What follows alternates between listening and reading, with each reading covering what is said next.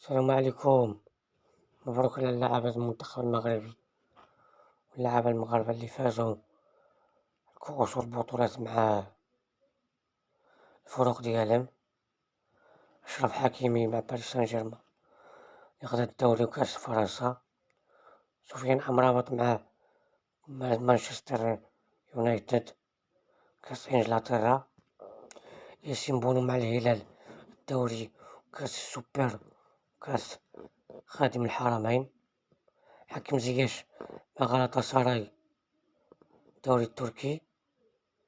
سفيان الرحيمي مع العين دوري أبطال آسيا مع العين الإماراتي.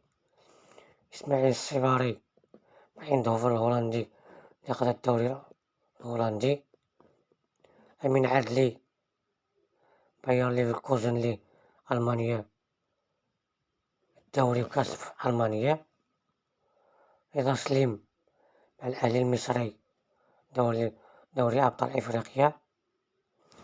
أيوب الكعبي مع أولمبياكوس اليوناني دوري المؤتمر الأوروبي.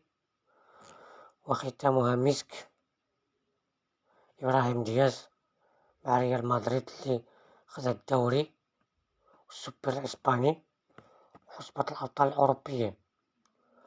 ونتمنى عاود يديروا نفس النتائج ويبانوا في المستوى مع المنتخب المغربي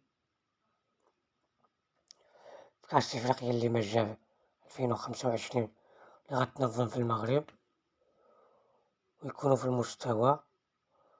دابا ما بقى لهم حتى شي حجج ولا شي أعذار.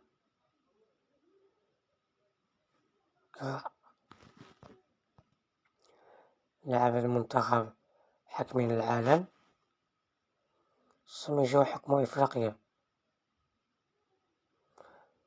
تحياتي لكم وشكرا.